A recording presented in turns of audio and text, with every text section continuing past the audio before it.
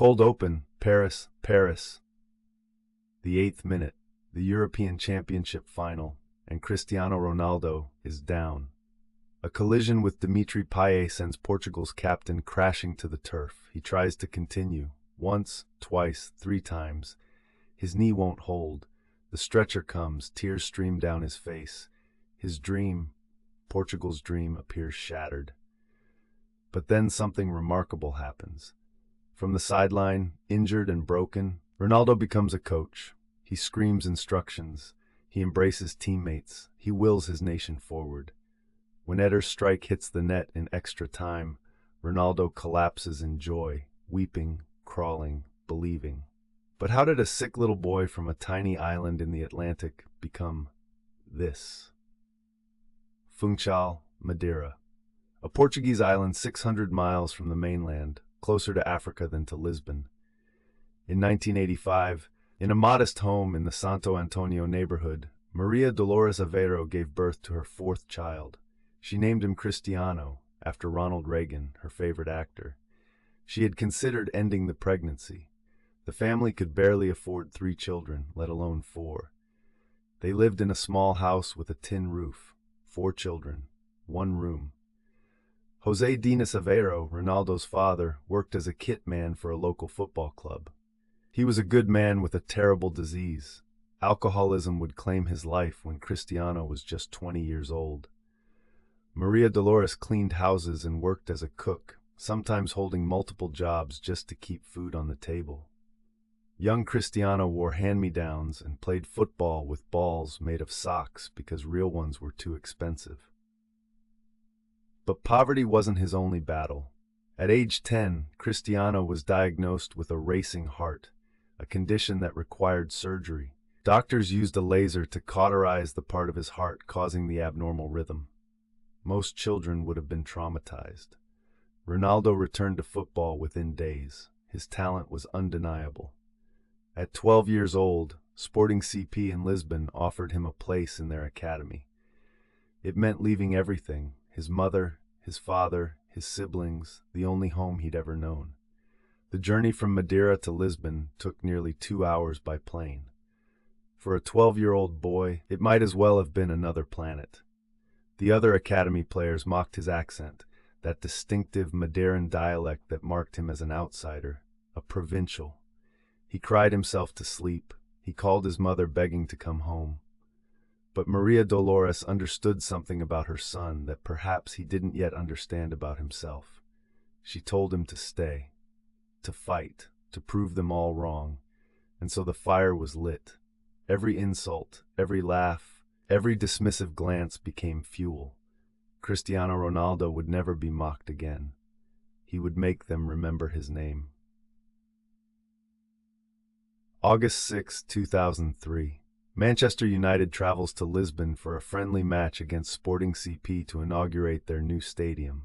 Sir Alex Ferguson, the most decorated manager in English football, expects a routine victory. He doesn't get one. A 17-year-old winger with lightning feet and audacious skill absolutely tortures United's defense. He dribbles past defenders like they're standing still. He attempts tricks that shouldn't work, but somehow do. On the flight home, something unprecedented happens. United's players, Rio Ferdinand, Roy Keane, Ryan Giggs, approach their legendary manager with a collective demand: sign that boy. Within weeks, Cristiano Ronaldo dos Santos Aveiro becomes a Manchester United player. The transfer fee, £12.24 million.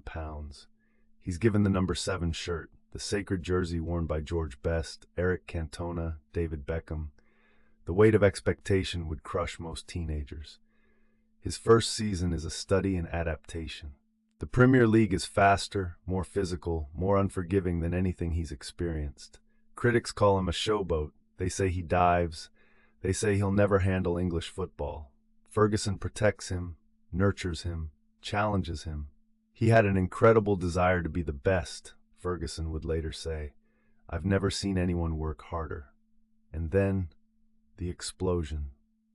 The 2007-08 season represents perhaps the greatest individual Premier League campaign ever witnessed. Ronaldo scores 42 goals in all competitions. He's unplayable, a force of nature combining power, pace, skill, and an increasingly lethal finishing ability. In December 2008, Ronaldo wins his first Ballon d'Or, becoming the best player on the planet. But the ultimate prize awaits. Moscow, May 21, 2008. The Champions League final against Chelsea. Rain pours down on the Luzhniki Stadium as the match stretches to penalties. Ronaldo steps up and misses. His penalty is saved.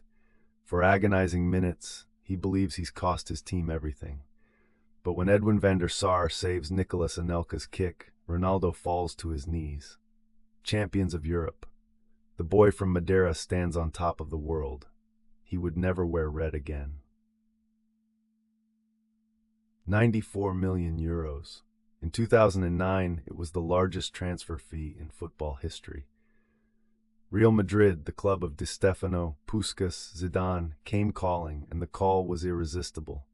Ronaldo had conquered England. Now he would conquer Spain. The pressure was immense.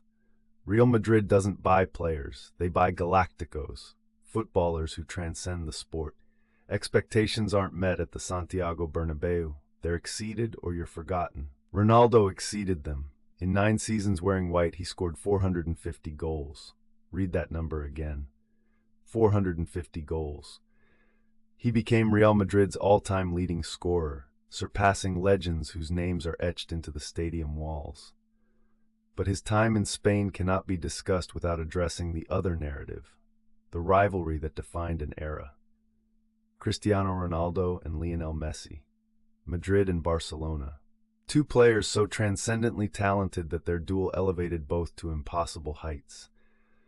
For more than a decade, these 2 athletes pushed each other beyond what anyone thought possible. When Messi scored 30, Ronaldo responded with 40. When Ronaldo won the Ballon d'Or, Messi reclaimed it the next year. Debate raged in every stadium, every bar, every living room on earth. Who is the greatest? The question may be unanswerable. What's certain is that their rivalry made both better and made football infinitely more compelling. In 2014, Ronaldo helped deliver Real Madrid their holy grail, La Decima, the 10th European Cup. After 12 years of heartbreak, Real Madrid defeated Atletico Madrid in Lisbon, in Ronaldo's homeland, with Sergio Ramos's last-minute header forcing extra time and Ronaldo sealing the victory from the penalty spot. He ripped off his shirt, muscles gleaming, and screamed into the Portuguese night. More Champions League triumphs followed. 3 consecutive titles from 2016 to 2018, an unprecedented achievement. 5 Ballon d'Or awards in total, tying Messi's record at the time. When he left Real Madrid in 2018, Ronaldo had won everything there was to win.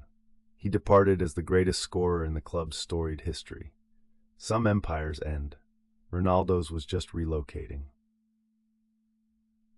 The Test of Champions. Return with me to Paris, July 2016.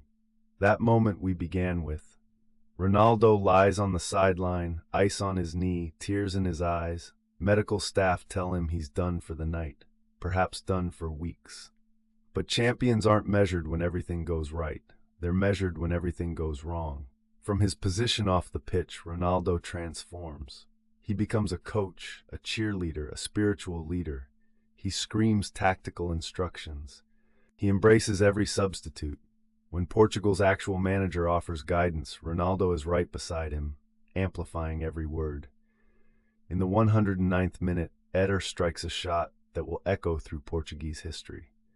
When it hits the net, Ronaldo's reaction, the tears, the collapse, the pure overwhelming joy, becomes one of sport's most iconic images.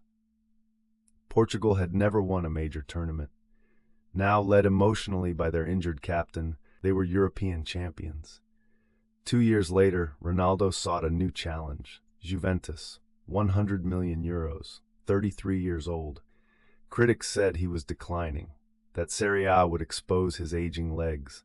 He responded with back-to-back league titles and continued his relentless goal-scoring. 81 goals in 3 seasons. The critics, as always, were silenced. Off the pitch, controversy found him. A tax case in Spain required resolution, millions in back payments. The headlines were uncomfortable, the scrutiny intense. Lesser men would have crumbled under the weight. Ronaldo simply kept scoring. In 2021, nostalgia called. Manchester United, his first great love, wanted him home. The return was romantic but complicated.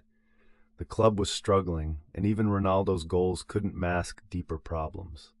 When his departure came, messy, disputed, painful, it seemed his European chapter was closing. In January 2023, Ronaldo made the unexpected choice, Al Nassr in Saudi Arabia. Critics called it retirement, a cash grab, the end of competitive football. They underestimated him. Again.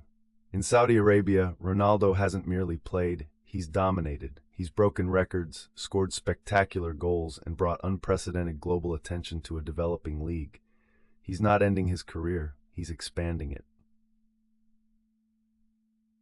900 career goals. No player in the history of professional football has scored more. 5 Champions League titles, 5 Ballon d'Or awards, 4 European Golden Shoes, league championships in England, Spain, and Italy, a European championship with his beloved Portugal. The numbers are staggering, the achievements unprecedented. But perhaps Ronaldo's greatest legacy isn't found in statistics.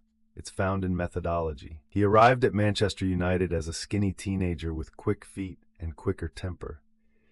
He transformed himself, through obsession, through sacrifice, through thousands of hours in the gym, into the most complete physical specimen football has ever produced.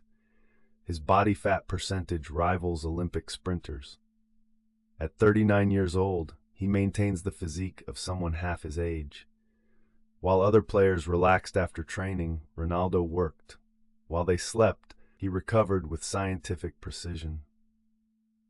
"Talent without working hard is nothing," he once said. From the tin-roofed house in Funchal to private jets and global fame, from a sick child with a racing heart to the fittest athlete of his generation, from a mocked accent to the most followed person on Instagram. Cristiano Ronaldo didn't just play football. He redefined what was possible through sheer, unrelenting belief. What can we learn from Cristiano Ronaldo? That circumstances don't define destiny. That criticism can become fuel.